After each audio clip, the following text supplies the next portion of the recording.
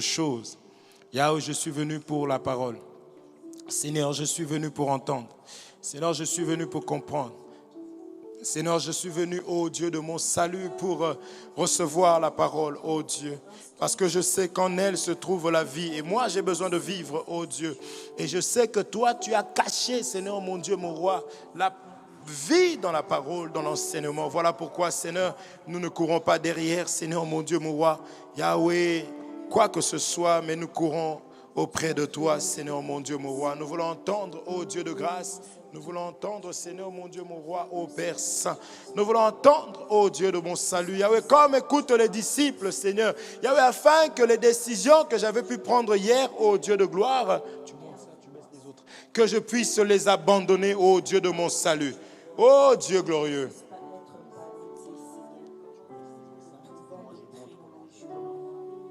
Ô Dieu de grâce. Alléluia. Qui est comme toi, Seigneur mon Dieu. Je veux t'entendre, Seigneur mon Dieu, mon roi. Je veux entendre, ô Père Saint, ta voix. Ah oui, c'est ta parole qui me restaure. C'est ta parole qui me fortifie. C'est la raison pour laquelle je veux l'entendre, je veux l'entendre. Je veux l'entendre, je veux l'entendre. Parle-moi, Seigneur mon Dieu, mon roi. C'est toi qui parles aux hommes. C'est toi qui connais, Seigneur, les besoins. Tu sais ce que j'ai besoin dans mon cœur. Tu sais ce que j'ai besoin cet après-midi. Viens, viens, viens, Seigneur, par ton amour et ta bonté. Yahweh, l'incrédulité tombe cet après-midi. Yahweh, que tout mauvais sort tombe au nom de Jésus-Christ. Yahweh, toute décision qui ne te lève pas tombe au nom de Jésus-Christ. Viens restaurer, fortifier, parce que c'est toi qui fortifie. C'est toi qui restaure. Alléluia. Qui est comme toi, Seigneur. Alléluia. Au nom de Jésus-Christ. Au nom de Jésus-Christ. Viens, Seigneur mon Dieu, nous fortifier encore. Tu connais l'état de nos cœurs. Et tu connais les décisions que nous sommes en train de prendre, qu'on a eu à prendre. Alléluia. Jésus, il n'y a que ta parole qui puisse, Yahweh, créer en nous encore un cœur nouveau. Crée en nous un cœur nouveau. Viens renouveler, Seigneur mon Dieu, ton esprit en nous, afin que nous puissions nous envoler comme l'aigle. Yahweh, les temps sont tellement durs, Seigneur, et difficiles. On sent le poids, Yahweh. On sent, Seigneur, mon Dieu, mon roi, combien ça devient difficile. Et toi, tu avais dit, tu seras là tous les jours, jusqu'à la fin des temps. Qui est comme toi, papa? Viens, viens. Viens encore fortifier, viens consoler, parce que tu es notre Dieu. Alléluia. Qui est comme toi, Seigneur? Alléluia.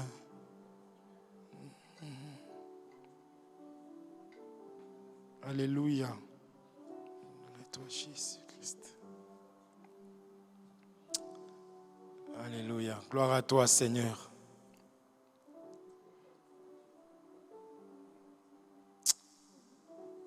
Alléluia. Gloire à toi, Seigneur.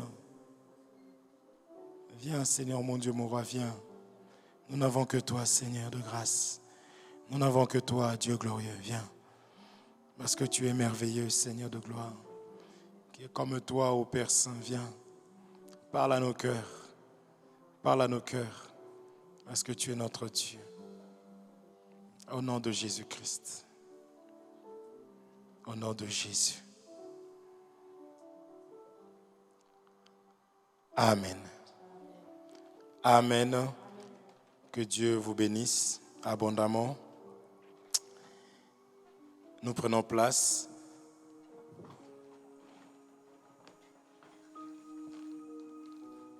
Nous prenons place. Que Dieu soit loué. Nous lisons cette écriture.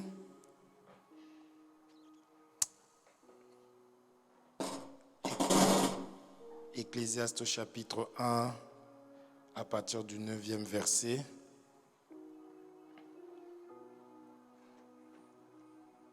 Ecclésiaste chapitre 1, verset 9.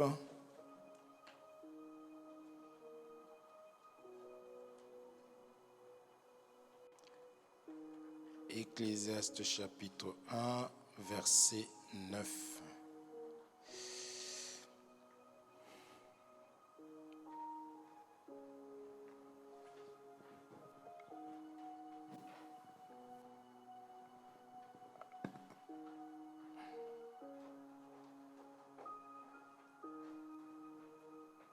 Ça va, vous allez bien?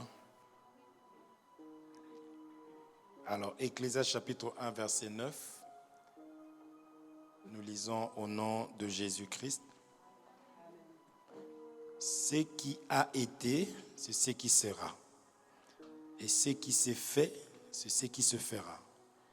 Il n'y a rien de nouveau sous le soleil. S'il est une chose dont on dise, voici ceci, c'est nouveau, cette chose existait déjà dans les siècles qui nous ont précédés. Amen. C'est la raison pour laquelle nous ne pouvons pas être étonnés de quoi que ce soit, comme si nous n'étions pas les fils du prophète. Vous comprenez? Une femme qui enfante la première fois, elle va dire « Waouh, vraiment !» Ouais, elle va raconter même aux personnes qui ont déjà enfanté au moins 9 enfants. Parce que pour elle, c'est une première. Vous voyez? Elle va raconter vraiment « Waouh, il fallait voir la douleur que c'était !» Pendant que l'autre dit aux enfants « Calmez-vous, calmez-vous !» Parce que pour elle, c'est une première. Vous voyez? C'est ça que Ecclésiaste est en train de dire. Et réellement, ça confirme qu'il n'y a rien de nouveau sous le soleil. C'est que pour nous, ce qu'on pense être nouveau, si tu vas voir ton arrière-grand-mère, elle va te dire, oh là là, on a connu ça en 1000, je ne sais combien. Vous comprenez? C'est ça qu'on est en train de nous dire ici. C'est la raison pour laquelle le Seigneur nous a tout dit dans sa parole. Dieu nous parle dans sa parole pour que nous ne puissions plus marcher ou être comme des ignorants. Amen. Même la consolation,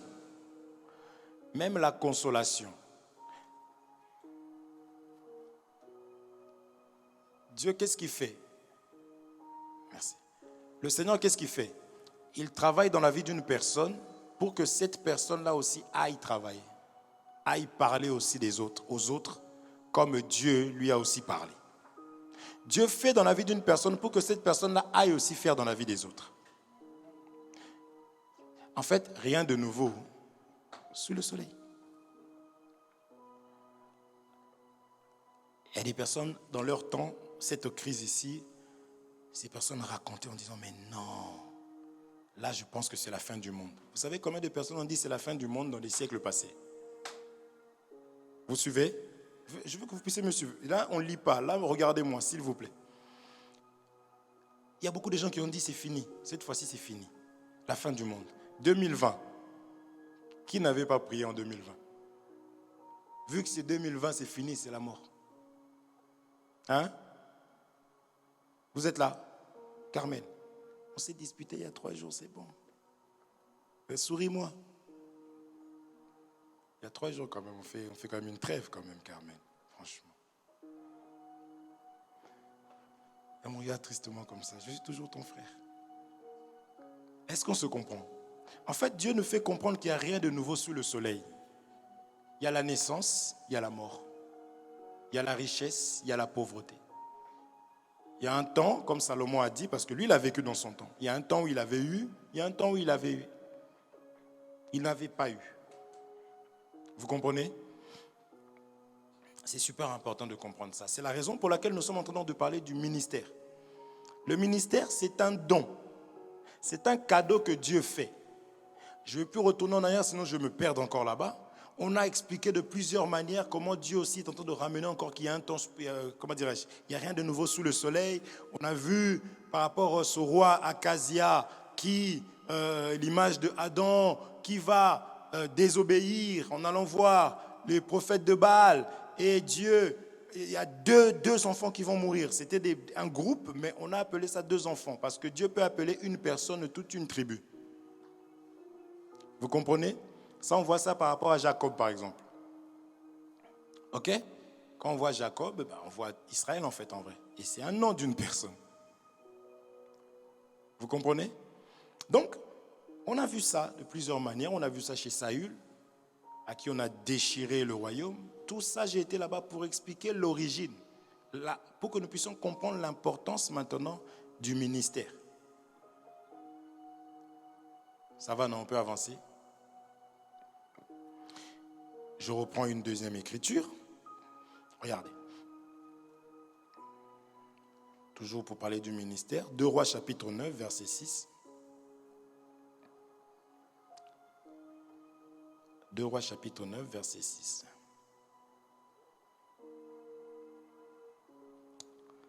Ça, retenez bien ça s'il vous plaît. 2 Rois chapitre 9.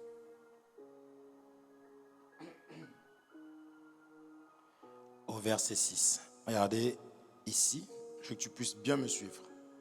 On va commencer à partir du premier verset. Vous me connaissez, non? On va lire tout ça. Mémorisez juste ça. Je vous ai déjà demandé de mémoriser quelque chose dans la Bible, moi. Jamais, hein?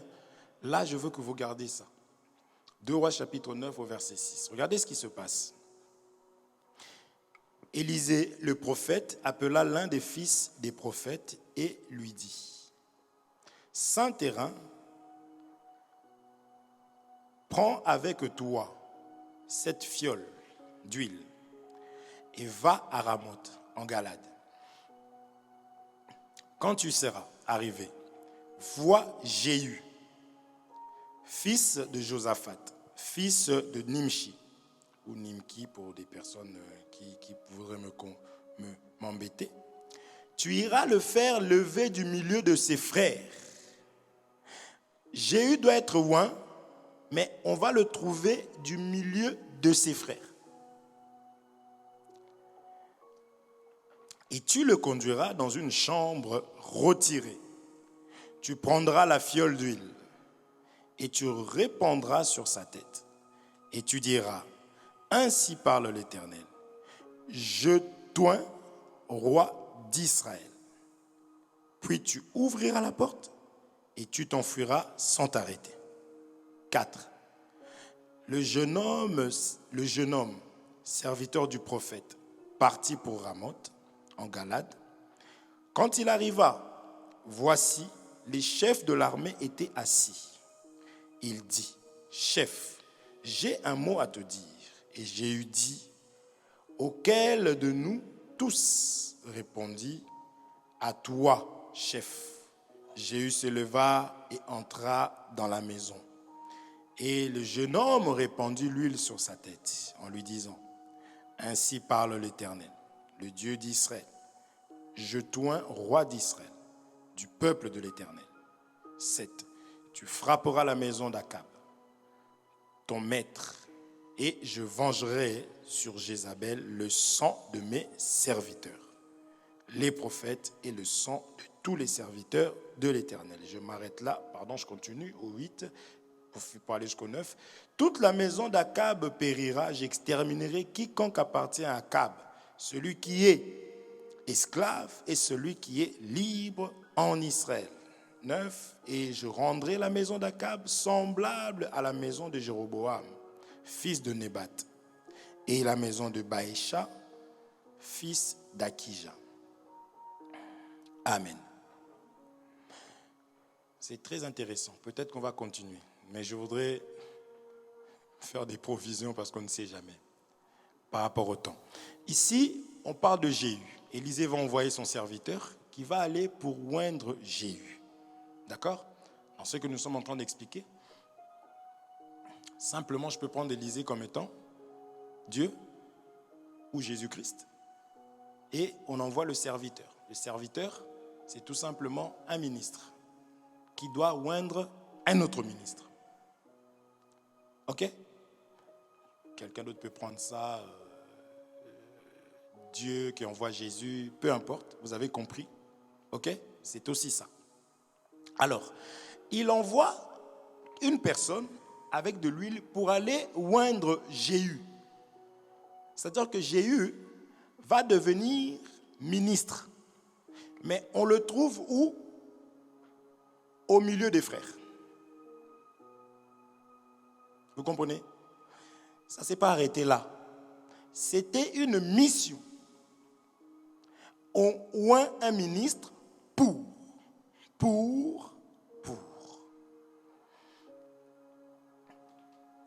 Amen. Nous ne manquons jamais de parler du véritable ministre. L'Esprit du Seigneur est sur moi. Il m'a oint pour. Ok? Le ministère, c'est remettre, confier une mission, un service. Vous êtes là? Même lorsqu'un un policier enlève sa tenue, généralement c'est soit il est à la maison, donc là on l'a appelé papa. Je ne sais pas si quelqu'un appelle son mari flic, police. Vous comprenez? C'est-à-dire que tu es vêtu pour une mission. On t'a donné une mission. Vous comprenez? Donc, ministère, encore une fois de plus, ministre égale missionnaire aussi. Vous comprenez? C'est une mission. Les chantres, il ne faut pas se tromper, les chantres ont un ministère qui est de chanter. Parce qu'on avait dit que c'est un service. Vous comprenez? Féfé, quand elle arrive, elle est en train de dessiner.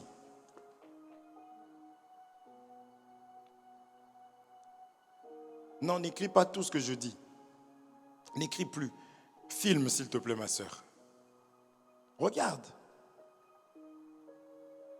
Féfé, normalement, a une mission. Son ministère, c'est quoi? Caméraman. Vous comprenez? C'est ça, en fait, le ministère. C'est un service. Féfé est là pour filmer.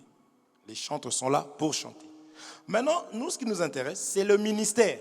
C'est le ministre qui a maintenant son ministère qui est, ici, vous avez vu clairement, on l'a envoyé d'aller détruire la famille de Jézabel et Jézabel. Jézabel avait fait du mal, on l'avait vu avec Akab, avec Naboth. Et elle ne s'est pas arrêtée qu'à là. Elle a poursuivi Élie pour le tuer. Jusqu'à ce que Élie, cette phrase-là, Élie, c'est vraiment l'endroit où on dit que c'était honteux. D'une manière doctrinale comme ça. Élie va prier, Seigneur, Seigneur, prends-moi, prends-moi. Face à une femme, quelqu'un qui a fait descendre le feu, n'est-ce pas? Mais vraiment, Jézabel, elle est terrible. Parce que je dis elle est parce qu'elle n'est pas dans le passé. Elle existe.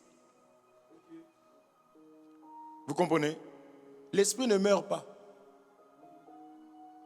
Amen. Et donc, il fallait maintenant oindre une personne. Parce que si tu n'es pas oint, tu ne vas pas pouvoir accomplir une mission. Parce que celui qui va oindre, c'est Dieu. On te donne les capacités, c'est des capacités de pouvoir détruire Jézabel et sa maison. Vous comprenez? C'est pour cela que, si vous voulez, je reste dans les missions, dans la mission. Vous verrez ça dans David face à Goliath. Vous comprenez? Pareil, David était oint pour faire quoi? Pour faire tomber Goliath et toujours libérer le peuple de Dieu. Où est-ce qu'on peut trouver encore Samson? Samson avait reçu la capacité de déchirer, n'est-ce pas, le lion, de terroriser les Philistins. Tout ça là, je prends ça comme étant l'image des ministres. C'est-à-dire qu'un ministre gentil, un ministre, comment je peux dire ça? Un ministre sans mission. Vous suivez? Ça n'existe pas. Parce qu'il est ministre justement pour faire un travail. Vous êtes là? C'est ça. C'est Où je peux trouver encore l'exemple d'un ministre dans les Écritures? Vous commencez à comprendre. Je veux qu'on prenne des témoins pour que ce soit tellement clair par rapport à ce message. On peut toucher ça différemment, mais là, nous prenons ça par rapport. Donc, c'est des ministres qui avaient pour rôle, c'est Jean-Baptiste.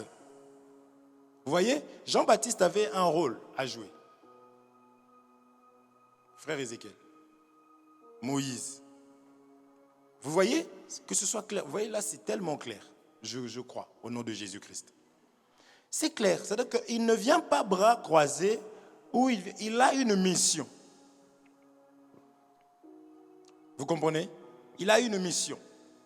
Si on prend l'exemple de Jean-Baptiste, par rapport à la fois dernière, parce qu'ici on a vu par rapport à Jézabel, on prend l'exemple de Jean-Baptiste. Jean-Baptiste, vous allez voir que sa mission, quand on va caractériser Jean-Baptiste, on va dire que c'est quelqu'un qui mangeait des sauterelles. Or, souvenez-vous, les fils du prophète sont allés couper le bois pour le temple. Et on avait expliqué que le bois, c'est aussi toi et moi. Le Seigneur, quand il parle du bois, il parle aussi de toi et de moi, n'est-ce pas? La Bible parle du... Là, maintenant, on parlera de l'olivier sauvage. Amen. L'olivier sauvage, c'est quelque chose qu'on prend dans la forêt. Ce qui est sauvage, c'est dans la forêt, n'est-ce pas? Ok. Donc, les fils du prophète sont allés couper du bois pour ramener le bois pour agrandir là où ils étaient. Or, nous formons l'édifice, le temple de Dieu. Amen. Avec le temps qu'on partage là sur la maison, je pense que ça, c'est plus un problème. C'est très important les partages. Ça facilite la tâche. Vous voyez? Donc, maintenant, Jean-Baptiste, lui, quand il arrive dans ce contexte-là, on va nous préciser qu'il avait une mission qui était de manger, du moins.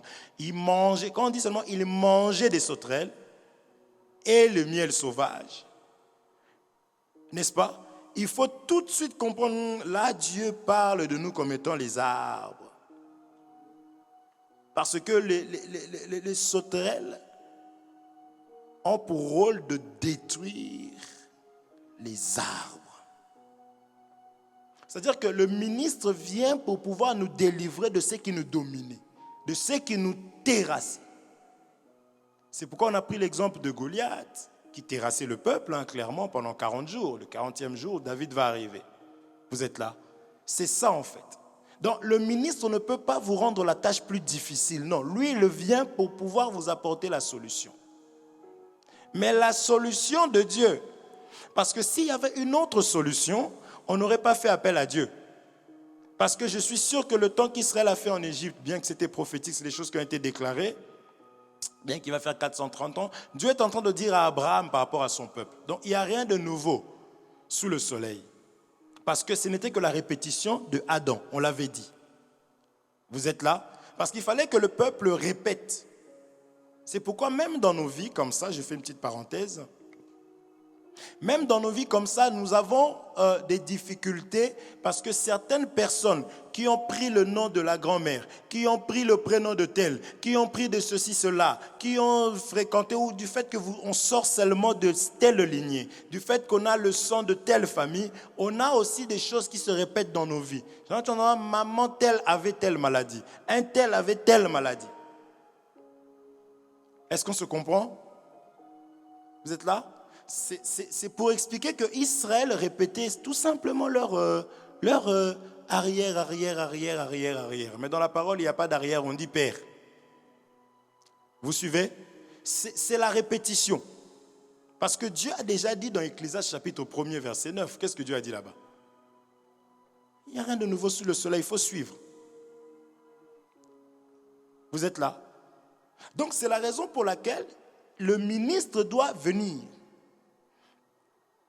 On avait déjà lu Romains. Dieu est bon pour tous ceux qui le cherchent. On l'avait lu. Comment croiront-ils à celui en qui ils n'ont point entendu parler? On l'a lu. Vous comprenez? Donc la solution pour montrer l'amour de Dieu, parce qu'on dit il est, lisons. Est-ce qu'on peut relire ça? Je me fais piéger toujours comme ça. Trop d'amour, j'ai envie de m'arrêter.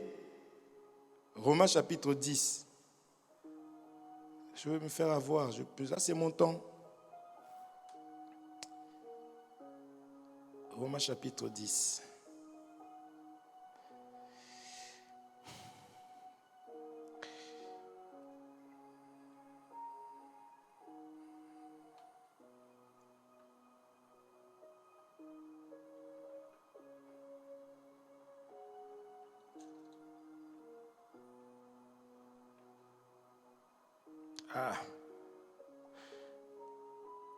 Au 8. Romains chapitre 10, verset 8. Que dit-elle donc? La parole est près de toi, dans ta bouche et dans ton cœur. Or, c'est la parole de la foi que nous prêchons. 9. Si tu confesses de ta bouche le Seigneur Jésus et si tu crois dans ton cœur que Dieu l'a ressuscité des morts, tu seras sauvé, n'est-ce pas? Car c'est en croyant du cœur qu'on parvient à la justice et c'est en confessant de la bouche qu'on parvient au salut, selon ce que dit l'Écriture. 11. Quiconque croit en lui ne sera point confus. Il n'y a aucune différence en effet entre le juif et le grec puisqu'ils ont tous un même Seigneur, qui est riche pour tous ceux qui l'invoquent. Car quiconque invoquera le nom du Seigneur sera sauvé. 14. Comment donc invoqueront-ils celui en qui ils n'ont pas cru? Et comment croiront-ils en celui dont ils n'ont pas entendu parler? Et comment n'entendront-ils parler s'il n'y a personne qui prêche? Et comment y aura-t-il des prédicateurs s'ils ne sont pas envoyés, selon qu'il est dit qu'ils sont beaux les pieds de ceux qui annoncent la paix? On est là? Vous voyez? Donc l'amour de Dieu, la richesse de Dieu, c'est la présence du ministre. Parce que Israël avait sa récolte. Laissez-moi vous expliquer un peu ça. Pourquoi Jean-Baptiste mange des sauterelles? Israël, sa richesse, parce qu'aujourd'hui on a des comptes en banque. Les choses ont changé avec le temps. Mais dans le temps là, leur richesse c'était la récolte. C'est ça que c'était des personnes aussi qui donnaient facilement à Dieu, comprenez le langage, parce qu'ils savaient que la pluie là c'est Dieu. Si la pluie ne tombait pas, aujourd'hui on a mis des tuyaux. Tout le monde, malgré ça, l'eau là vient de la rivière. C'est toujours le Seigneur. Vous comprenez? Donc Israël, en fait, ses biens, c'était tout simplement son travail, là, la récolte. C'était des bergers. Même les animaux devaient manger de l'herbe. Or, l'herbe doit pousser par la pluie que l'Éternel faisait tomber. Vous comprenez? En fait, c'était leur richesse. Donc, quand les sauterelles venaient et mangeaient les feuilles, parce que les sauterelles, il faut regarder sur YouTube.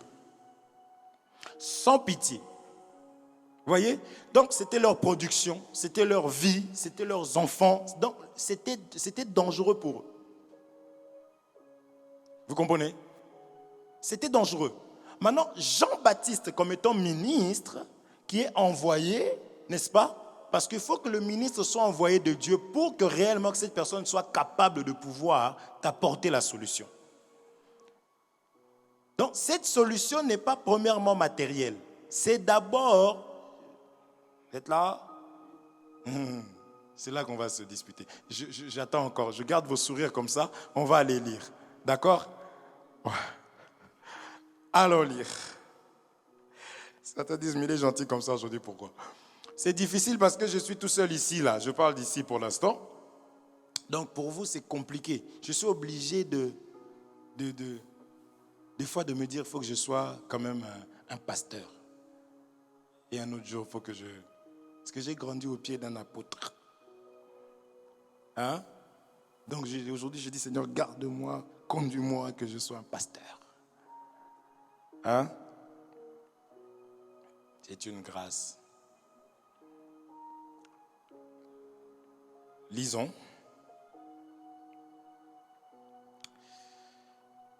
Là, je ne dissocie pas ça de Jéhu, vous voyez? On s'est juste positionné sur Jean-Baptiste, mais Jéhu, c'était exactement la même chose. D'accord? Il devait aller tout simplement faire tomber Jézabel. Jézabel, c'est l'image de sauterelle. Vous voyez? Tout dépend maintenant du contexte, de la manière dont je voudrais marcher. Chacun veut marcher. Ok? Là, j'ai tout associé. Lorsque Moïse arrive, les Égyptiens, c'est des sauterelles. Vous êtes là? Lorsque Samson, les Philistins, lorsque Les Madianites se lèvent par rapport à Gédéon. Gédéon, l'image du ministre. Les Madianites, sauterelles. Vous comprenez? Parce qu'on a dit qu'Israël travaillait, mais ne mangeait pas ce qu'il travaillait. Vous voyez? C'est la même chose. Ok? Lisons. Je vais lire Joël chapitre 2, verset 25, rapidement. Joël chapitre 2. Joël chapitre 2, au verset 25. Joël chapitre 2, verset 25.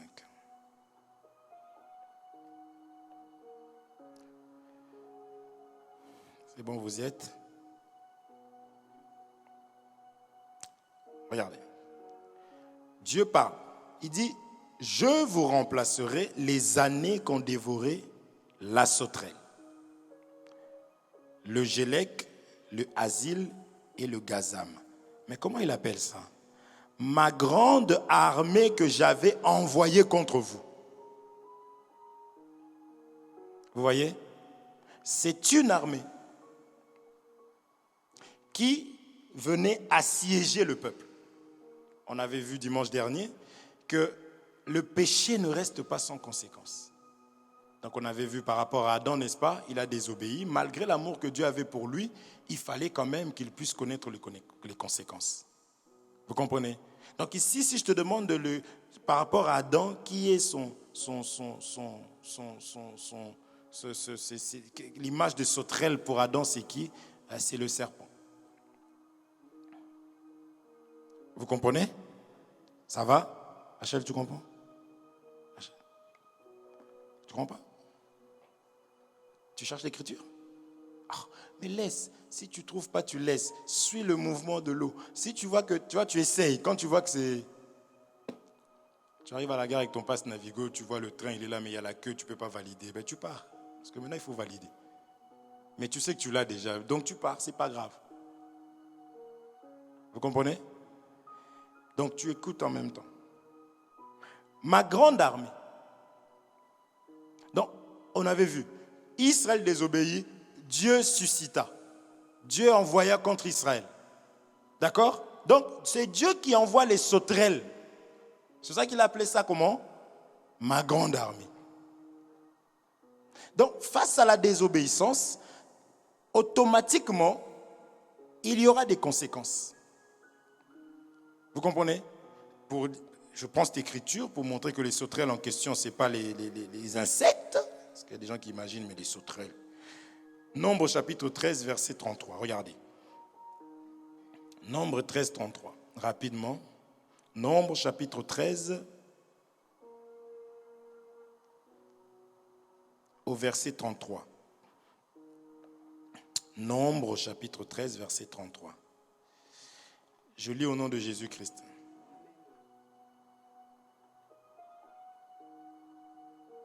Je commence à partir de 32. Et ils décrièrent devant les enfants d'Israël le pays qu'ils avaient exploré. Ils dirent, le pays que nous avons parcouru pour l'explorer est un pays qui dévore ses habitants. Tous ceux que nous y avons vus sont les hommes d'une haute taille. Maintenant écoutez. Et nous y avons vu les géants, enfants d'Anak, de la race des géants. Nous étions à nos yeux et aux leurs comme des sauterelles. Je prends cette écriture pour dire que quand Dieu dit sauterelles, ne voyez pas des insectes comme ça. Ok? Des sauterelles, ce sont des hommes. Parce que Israël, c'est aussi l'armée de l'Éternel. Vous voyez? Mais on les compare comme des sauterelles. Donc, ce que Jean-Baptiste devait manger, c'était l'autre armée qui combat Israël. Est-ce que vous comprenez? Jean-Baptiste devait manger. Un ministre doit avoir une bouche, on l'a dit la fois dernière. Parce que les sauterelles, la seule chose il pouvait seulement les tuer et puis les jeter. Vous êtes là? La sauterelle n'est pas morte si elle ne rentre pas dans la bouche. Seul moyen de tuer une sauterelle, c'est de la manger. Vous êtes là? Or, nous avions vu la force avec la hache et nous avions vu aussi la bête qui broyait. Et on avait dit que la bouche, c'est une puissance, c'est une force. C'est pour cela que Jean-Baptiste, seul étant loin, pouvait délivrer Israël en mangeant les sauterelles. Pareil pour Jéhu, il fallait qu'il soit loin. Parce que si tu n'es pas loin, c'est compliqué. Parce que c'est un combat, en fait, tu n'as pas à combattre contre la chair ni le sang. Vous comprenez? Or, la chose qui combat, je retarde, lisons. Psaume chapitre 35, verset 1er. Psaume chapitre 35, verset 1er.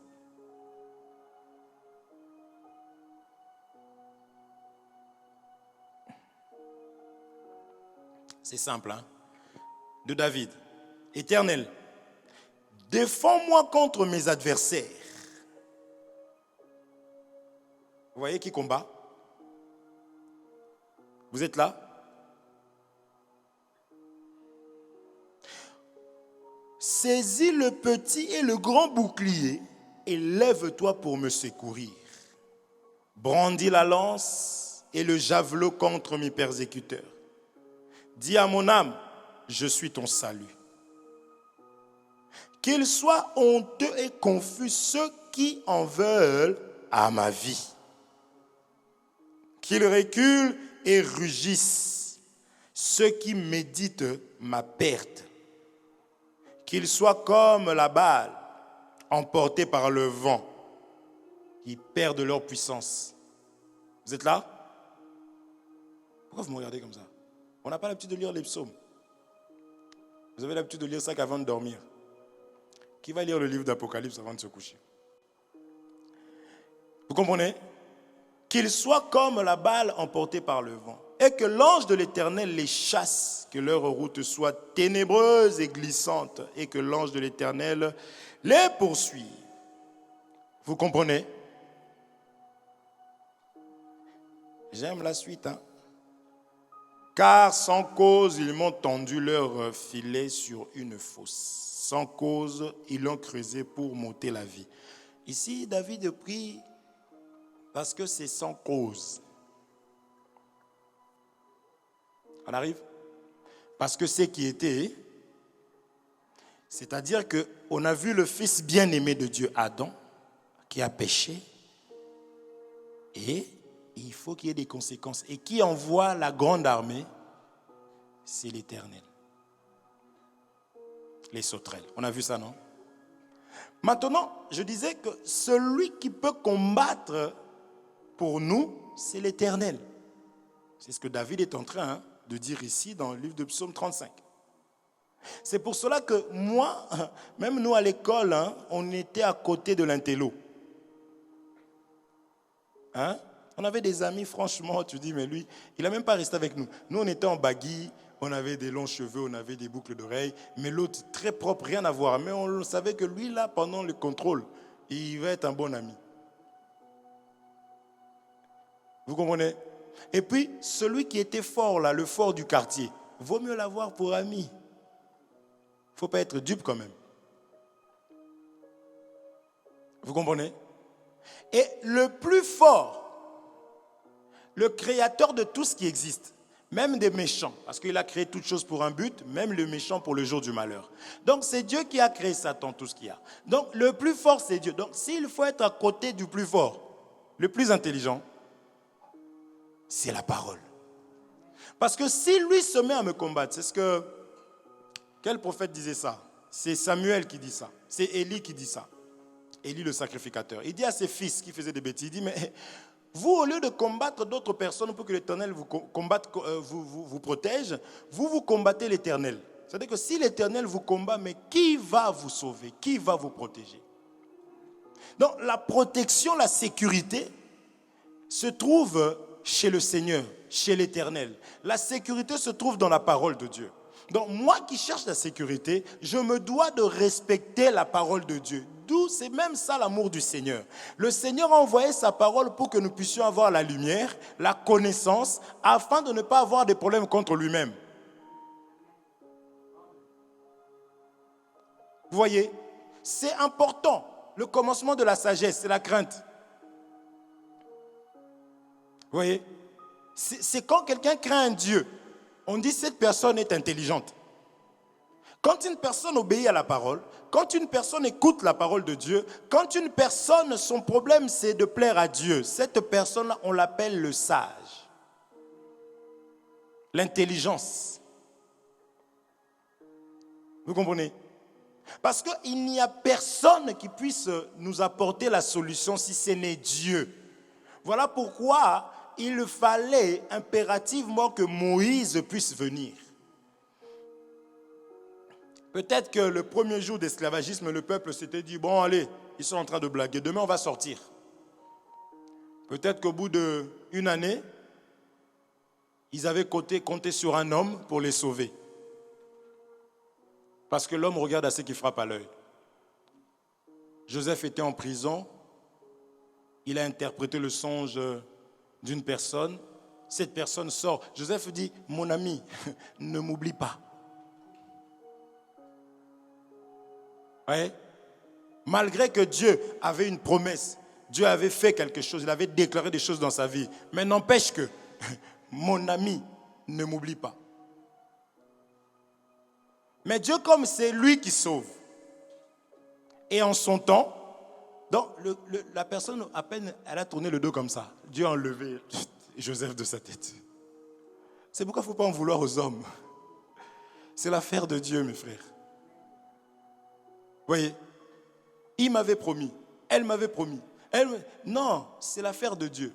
Je ne dis pas que toi maintenant on va promettre des choses là-bas et ne pas le faire. Non, ça n'a rien à voir. En plus, cet homme était un païen. Comprenez le langage parce que il y a nos frères qui vont venir. Frère, tu appelles les chansons, tu l'appelles. Parce que c'était les chansons, hein? C'était celui qui servait le vin au roi. Il y a des mystères dedans. Regarde-moi ce frère-là, il prêche, là, il dit que les chansons, c'était des païens. Il ne connaît pas la révélation. Là, il faut dire, apprends-moi, mon frère. Vous comprenez? Donc, cette personne a oublié Joseph. Donc, ne veut pas, il ne faut pas en vouloir. Là, j'exhorte. Tu nous mets mal à l'aise parce que on a essayé de réparer, faire la plomberie qu'on n'a jamais fait, c'est cassé. Le sourire est parti. Je dis, je sors de la maison, je m'en vais. Triste. J'ai perdu mon ami. Non.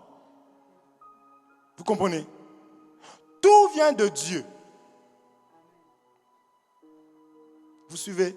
Frère, si on devient comme ça, on sera joyeux. Parce qu'on sait que c'est Dieu. Il a dit, ma grande armée. C'est Dieu. C'est vrai que David était sage. David était sage. Il a fait le dénombrement. Chose qu'il ne fallait pas faire. Et Dieu lui dit carrément, il lui dit, être bien aimé de l'Éternel, c'est bien. Si on veille, on va comprendre des choses énormes. Dieu va nous dire les choses à venir. Si on est dans la prière, si on est dans l'écoute, on veille la connexion avec le Seigneur de la même manière que ton réseau téléphonique. Vous voyez, si on veille comme ça, Dieu va nous dire les choses. Il a péché, Dieu vient lui parler tranquillement. C'est là que nous disons, si tu pêches, ne pense pas que Dieu ne te rejette pas. Il est là, seulement réponds-toi, parle-lui. Dieu lui dit, c'était pas comme ça. Hein? Mon ami, là, vraiment, tu es mal tombé. Et lui-même, il savait qu'il y avait des conséquences. C'est pas, oui, je sais que toi, tu es mon Dieu, tu vas rien faire. David savait. Il attendait. Parce que Dieu ne revient pas sur ce qu'il a déclaré. Il a déjà dit que si tu pêches, tu meurs. Le salaire du péché, c'est la mort.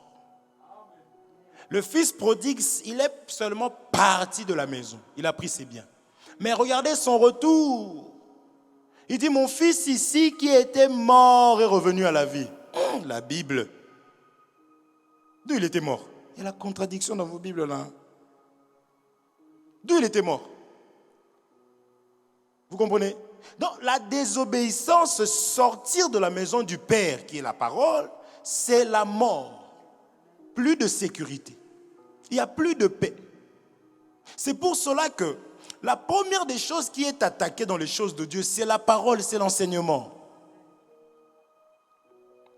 C'est l'enseignement qu'on attaque. Et un serviteur de Dieu qui veille sur la parole de Dieu, sur la doctrine, c'est un homme qui est combattu, je ne vous dis pas à quel point et à quel niveau. Parce que tous ceux qui comprennent, qui voient, ils savent que cet homme ici, là, il est venu pour libérer. Il est venu pour anéantir les sauterelles et il en a les capacités qui viennent de Dieu, c'est-à-dire la bouche. Entre ceux qui vont essayer de lui mettre des femmes, c'est là que je dis qu'il faut que si cet homme-là est marié, cet homme-là, sa femme doit comprendre ces choses-là. Vous suivez? Et depuis longtemps, ça a toujours été pour séduire, ça a toujours été la femme. Akab aussi était l'image d'un ministre, mais qui s'est mis avec une mauvaise femme. Jézabel était la fille du roi aussi. Donc c'était une autorité. Vous comprenez? Vous suivez? Je ne vais pas m'éloigner, je reviens. Est-ce que ça passe? Vous voyez l'importance de la bouche? Vous voyez la bouche? Vous voyez la prédication? Dieu lui dit, choisis.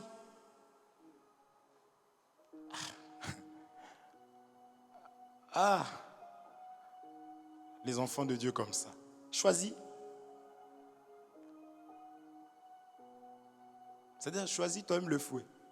Ça se fait. Hein. Les gens vont dans la chambre. Regarde quelle ceinture tu voudrais. Toi-même, tu vois, tu choisis la ceinture. Si tu es un peu malade, tu passes au marché, tu prends la ceinture la plus légère. Tu ramènes à papa. Mais comme il connaît ses ceintures. C'est-à-dire que David a choisi. Parce qu'il ne pouvait pas dire, oui, mais tu es Dieu d'amour. C'est ça la connaissance. Mon peuple périt, faute de connaissance. Il savait qu'il fallait que c'est comme ça. Tu veux changer Dieu? Vous suivez? On ne peut pas changer Dieu. Il a prévu que l'élévation passe par la baisse. Il faut qu'on t'abaisse. Il faut qu'on t'humilie. Pour que tu saches prendre soin des autres, il faut qu'on prenne soin de toi. C'est-à-dire que tu as manqué au point où tu prends ton téléphone, tu composes. Ting, ting, ting, ting, ting, ting, ting. Oui, allô? Comment tu vas? Ça va? Ça m'embête même de te déranger, de te demander ça. Mais j'ai rien. C'est l'humilité. Vous suivez? C'est l'humilité, ça précède la gloire. C'est-à-dire qu'on a du mal à comprendre qu'il faut descendre pour monter. Mais on arrive à prendre des tunnels. Tu dis si je traverse en haut là. Ça va être compliqué pour moi. Je vais mourir. Tu vois la personne qui descend. Pourtant au sous-sol là, même quand on voyage là, quand on part en vacances, on a des tunnels là qui n'en finissent pas. Oui ou non? Mais même les gens qui sont claustrophobes, comment on les appelle? Hein? Mais là, ils passent, hein? Vous suivez? C'est-à-dire que Dieu parle de l'humilité qui précède la gloire, mais on ne veut pas. On ne veut pas. Mais on veut directement aller à la gloire. Et tu verras ce David qui va choisir. Mais j'aime parce qu'il a choisi de tomber entre les mains de l'Éternel. Il a choisi que ce soit l'ange qui le tape. Combien de nous aujourd'hui, lorsque nous bronchons, nous acceptons les conséquences comme étant quelque chose qui vient du Père? Parce que Job est en train de parler. Job, il est en train de dire, si nous pouvons accepter des bonnes choses venant de Dieu, mais quel mal y a-t-il? Vous voyez, c'est ça le Fils. Nous savons qu'il y a des conséquences, mais nous signons, comme disent les Congolais, ah, je signe. Tu fais ta bêtise, et maintenant, quand les conséquences arrivent, c'est toi qui se fâches. En premier lieu, contre Dieu.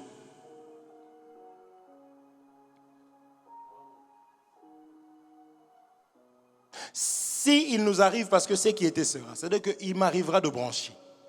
je dois le reconnaître, je dois accepter. Parce que ce même David, lorsqu'il a pris la femme de quelqu'un d'autre et qu'il a fait tuer son frère, le prophète est venu aussi lui dire, imagine-toi maintenant tu branches, Dieu m'envoie te dire les choses que le prophète avait dit à David. À ce jour-là, je ne sais pas si je vais rentrer chez moi. C'était un roi, n'est-ce pas? Le prophète, c'est ça que je vous dis qu'un ministre n'a pas peur de te dire les vérités, qui que tu sois. Parce que Dieu lui-même a appelé ça l'amour. Je vais te dire, pour moi, c'est ça l'amour. Frère, il faudrait que nous soyons formatés, que nous soyons connectés, que nous appelons les choses comme Dieu les appelle. Quelqu'un sort son application Snapchat. Toi-même, tu apprends parce que tu sais que tu dois l'appeler comme le concepteur l'a appelé. Maintenant, on a la connaissance. Le Seigneur dit que le salaire du péché, c'est la mort. Il y a des conséquences lorsque nous branchons. Mais au lieu même de nous protéger, on ne se protège pas. Il a mis la prière. Au lieu de prier, je ne prie pas. Il a mis le jeûne. Au lieu de jeûner, je ne jeûne pas. Mais enfant de Dieu, et j'avance comme ça. Non, il faut qu'on soit responsable. Qu'on arrive à accepter les choses. Et le Samuel, il arrive, il commence à lui dire. Il a commencé par la parabole. Ça l'a fâché, il n'a pas compris que c'était lui. Parce que la loi, c'est pas moi où. Ah, j'ai fait l'accent, je suis mort. C'est pas moi, c'est pas moi. C'est tout. La loi voyait les autres. Même si Dieu a dit, c'est les autres. C'est les autres. C'est les autres, mais en mal. Vous suivez? Mais lorsque le prophète va maintenant il va lui dire, c'est toi. Et il commence maintenant à lui donner l'explication. Et maintenant, c'est ça la grâce. C'est ça l'enseignement qui est expliqué. Ça vient pour te dire, j'ai péché contre l'Éternel. Vous suivez? Afin de revenir sur le chemin. C'est ça un serviteur de Dieu. Mais je veux prendre Samuel qui n'a pas eu peur du roi. Un ministre de Dieu à la bouche. On en a attrapé combien on a tapé? Vous comprenez? Ils n'ont que la bouche. Ils prêchent. Pendant qu'on le lapide, il est en train de lever le Seigneur. Parce que déjà, c'est quelqu'un qui vit que pour ça. En fait, il ne s'attache pas au bien de ce monde. Parce que beaucoup aujourd'hui, comme je disais Jésus là-bas dans Matthieu 4, il n'a pas accepté ce que Satan lui proposait, lui donnait. Mais beaucoup se sont prosternés et ont accepté ça. Et ils ne disent pas la vérité. Ils se sont éloignés de leur mission. Mais celui qui est où, hein? On l'envoie tuer Jézabel. Il est arrivé. Vous allez voir la mort. Suivez là-bas, lisez là-bas. Elle est partie se maquiller histoire d'eux. Parce que la femme, la mauvaise, c'est une sorcière. Ça se déguise. C'est un esprit aujourd'hui, on se déguise, on se maquille. On fait comme si. Mais tu mourras tôt ou tard. Parce que la personne qui avait localisé Jézabel, c'est Dieu lui-même. Est-ce que vous suivez? Mais nous croyons que nous sommes des enfants de Dieu et que si nous sommes là, c'est pour l'enseignement. Si nous sommes là, c'est pour le ciel.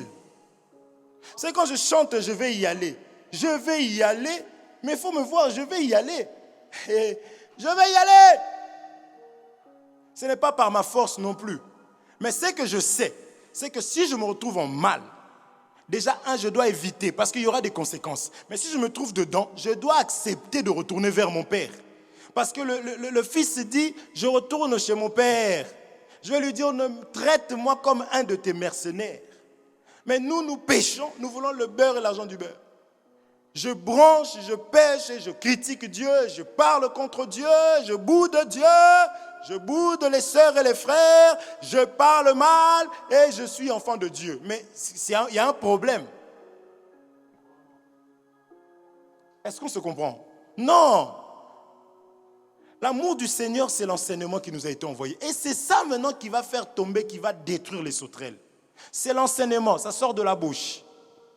Vous comprenez? On avait vu Apocalypse. On a vu le livre d'Apocalypse, non? 12. La bouche. Lisons. Un roi. Lisons d'abord. Lisons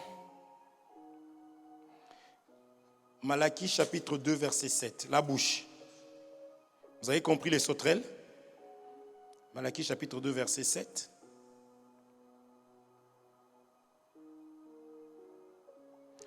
Je lis au nom de Jésus-Christ, rapidement là je cours.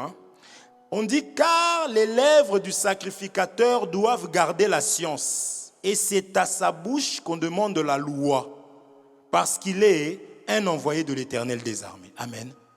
Voyez? Vous avez lu ou pas? Mais lisez, vous allez écrivez, lisez, non? Vous avez vu la bouche? Une qui ferme sa bouteille, elle lit même plus la Bible à cause d'État, mais elle me dit oui. Oh là là là là. En plus, c'est la meilleure, donc on ne peut pas la gronder. Je relis Malachie chapitre 2 verset 7. Car les lèvres du sacrificateur doivent garder la science et c'est à sa bouche qu'on demande la loi parce qu'il est un envoyé de l'Éternel. Donc un ministre de Dieu a d'abord la bouche. N'est-ce pas? On parle du mâchoire qui permet de broyer, de mâcher. Donc c'est par l'enseignement qu'il va maintenant détruire toutes les mauvaises choses que le peuple avait emmagasinées, avait ramassées. À cause de la mauvaise manière de vivre, n'est-ce pas? C'est pourquoi on nous a appelé l'olivier sauvage. Et on nous a planté dans l'olivier franc. Toi, tu penses que tu peux être sauvage et être planté, greffé comme ça dans l'olivier franc? Vous comprenez? Il faut d'abord être olivier, parce qu'il y a plusieurs arbres. Donc si déjà le Seigneur te prend, c'est que tu étais prédestiné à écouter ce que nous enseignons. C'est ça notre joie. C'est ça qu'on chante « Je vais y aller », même si hier j'avais giflé quelqu'un. J'exagère comme toujours. Et que je me suis repenti. Aujourd'hui on met « Je vais y aller ». En plus il danse en plus. Franchement, ça c'est ton problème. Moi j'avais réglé et je vais y aller. Vous êtes là? C'est pourquoi je disais que nous sommes élus, nous sommes choisis, nous qui écoutons ces genres d'enseignements. C'est l'amour de Dieu. Donc c'est dans la bouche du sacrificateur, car les lèvres du sacrificateur doivent garder la science. C'est quelque chose qui se garde. Vous comprenez? Or la science, on a dit que c'est ça qui ramène la crainte. Et c'est le commencement de la sagesse. Vous suivez? C'est en écoutant la parole de Dieu, en mettant ça en pratique, que maintenant, je vais devenir sage. Je saurai que ça, c'est mauvais parce que ça met Dieu en colère contre moi. Ça fait que celui qui me protégeait se retourne et commence à me combattre. Vous êtes là? Je prends une autre écriture que vous connaissez. Je suis à la bouche. 1 Roi 17, verset 2. 1 Roi 17, verset 2, qui dit « Arbre dit la pluie ». Vous êtes là? 1 Roi 17, 2. Chapitre 17, verset 2. Je lis au nom de Jésus-Christ de Nazareth. « Et la parole de l'Éternel fut adressée à Élie en ces mots. Pars, dirige-toi vers l'Orient et cache-toi près du torrent de Kérit qui est en face du Jourdain. Tu boiras de l'eau du torrent. » C'est pas ça. Les corbeaux, je cherche l'écriture qui dit. Pardon, au premier. Élie le Tishbite, l'un des habitants de Galade, dit à Akab, l'Éternel est vivant, le Dieu d'Israël dont je suis le serviteur. Il n'y aura ces années-ci ni rosée ni pluie, sinon à ma parole. Or, la parole sort de la bouche, vous comprenez? C'est-à-dire que la parole de Dieu, cette parole bénie, cette parole maudite, cette parole a la capacité de faire tomber la pluie afin que toi, tu puisses être fécond et que tu puisses produire et te multiplier selon la parole du Seigneur. Parce que celui qui ne se multiplie pas selon la parole de Dieu désobéit à l'ordre que Dieu avait donné. Je ne sais pas si vous comprenez.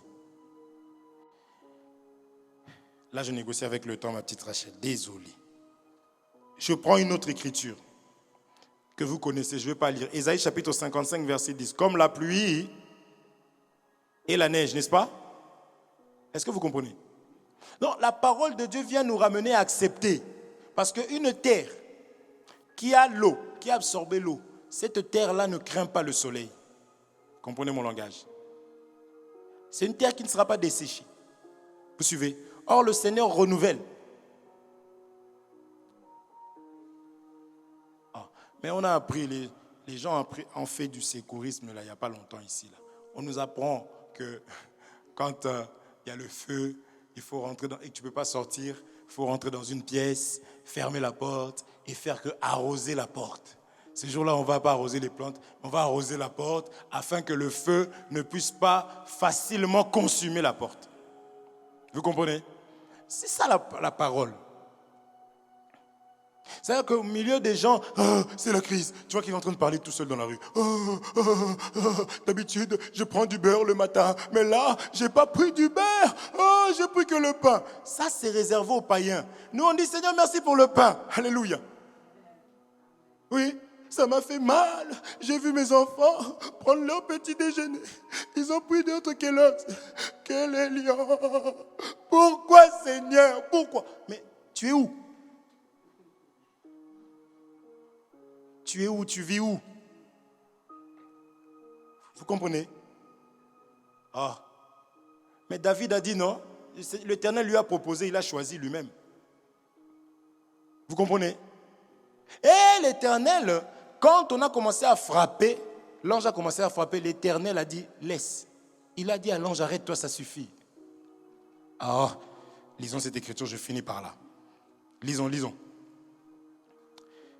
Lisons. Que je trouve ça rapidement. C'est ça, frère. Je veux te ramener à être un enfant de Dieu comme Dieu l'appelle. Il n'y a plus d'amen. Que Dieu bénisse Rachel. Daniel chapitre 3. À partir du 17e verset. Là, ici, on a pris les trois, on les a ramenés à la fournaise, n'est-ce pas? Ardente. Après les menaces, écoutez ce qu'ils disent au 17. Voici notre Dieu que nous servons peut nous délivrer de la fournaise ardente. Amen quand même. Vous voyez? Dieu peut nous délivrer. J'aime la suite. Et il nous délivrera de ta main, ô roi. Il parlait à une autorité. Maintenant au 18. Sinon, sache, ô roi, que nous ne servirons pas tes dieux et que nous n'adorerons pas la statue d'or que tu as élevée. Pardon. J'ai pas parole de vie ici. Je l'ai. Merci beaucoup, ma sœur. Oh là là. Pourquoi tu cherches querelle? Vous voyez que c'est elle qui me cherche. Merci. Notre Dieu, celui que nous servons, est capable de nous délivrer de cette fournaise et de ton pouvoir. Et il nous délivrera notre roi. Et même s'il ne le fait pas, vous voyez ça? Et même s'il ne le fait pas, tu dois savoir ceci, notre roi. Nous ne servirons pas tes dieux et nous n'adorerons pas la statue d'or que tu as fait dresser. Amen. C'est-à-dire qu'un enfant de Dieu dit, Seigneur, si tu le fais, ça sera pour ta gloire. Si tu ne le fais pas, gloire à ton, parce que je ne peux pas guider mon Père. Tu viens de naître, tu vois ta maman qui dit, tu n'auras pas le sein. Si, je veux le sein. Vous êtes là? Un bébé, tu viens de naître.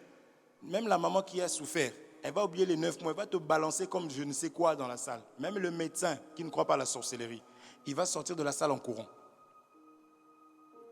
Vous voyez? C'est-à-dire qu'il n'y a rien de plus diabolique que de commencer à dire à Dieu, conduis-moi comme ça, je veux aller à gauche, je veux aller à droite. Vous voyez, c'est contradictoire. Je m'attends à toi, conduis-moi, je m'abandonne à toi. Tous ces cantiques-là, le Seigneur, quand toi tu chantes, il dit, tais-toi. Parce que tu péris faute de connaissance. Il fait ce qu'il veut, c'est lui qui décide. Vous voyez? Mais regardez, quelqu'un qui a cette attitude-là, l'Éternel avait fait quoi? Avait agi dans la fournaise. Est-ce que vous suivez? Oui. Eux savaient qu'il peut. Mais toi, tu vas à l'église, mais depuis longtemps, tu es toujours comme ça. Excusez-moi. Je continue à prier pour la chose. Je veille sur mon comportement. Moi je l'aime, je vais y aller. Parce que je suis là pour là-bas. Maintenant, on sait que tu n'es pas attaché à là-bas par rapport au fait que les choses du monde, tu es lié, tu es attaché. Ça arrive même à couper la connexion avec le ciel. Que Dieu vous bénisse. On va élever nos voix, nous allons prier, que Dieu nous aide encore, que Dieu nous fasse grâce de pouvoir encore avoir un autre comportement. Parce que ces hommes ici-là, ces garçons ici-là, ont choisi d'obéir à Dieu et de rester fidèles à Dieu malgré les tempêtes. Malgré les difficultés, ils ont choisi de rester fidèles à Dieu. Tu vas élever ta voix. Tu vas demander à ce que le Seigneur puisse t'aider aussi. Parce que la Bible dit, ce qui était sera. Ils sont devenus en écoutant la parole. Toi aussi, par cette parole, que Dieu puisse vraiment t'aider à accepter tout ce que Dieu met au-devant de toi et que cela ne puisse pas corrompre ta vocation, ta mission, ton appel. Élevons nos voix, prions au nom de Jésus-Christ. Seigneur mon Dieu, mon roi, Seigneur des armées.